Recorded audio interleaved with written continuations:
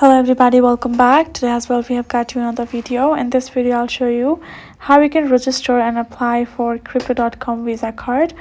But before that, please do make sure to like our video, subscribe our channel, and yes, without any further delay, let's get started. So for that, go ahead, open up your crypto.com app, and now you will find this option of card on the bottom right section.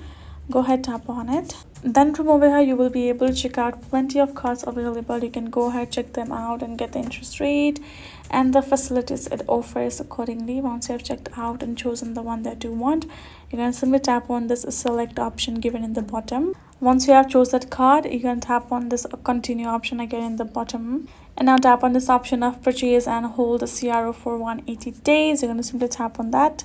Then in the next step, it's simply going to show you the purchase amount. Once you're done ready, you can go ahead, add in your new credit or debit card for it to pay as well, aka the new payment method. Once you're done with that, you're going to tap on this option of stake the amount for 180 days and tap on it.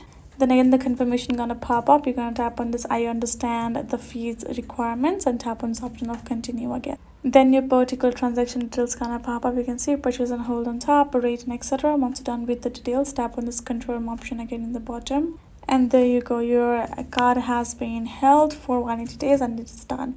And then you simply have to confirm your terms and conditions. Check on all of these boxes, tap on confirm in the bottom. Once the terms and condition as well done, now you're going to go back to your home section and again tap on this option of card. Then here you will be able to check out your card tracking. You can check out the status, and once it's done, it will be mailed to you, and there you go, you will have your card delivered. So that's how you can do it. Hope this video was helpful to y'all. Thank you so much for watching, and I'll see you guys in the next video.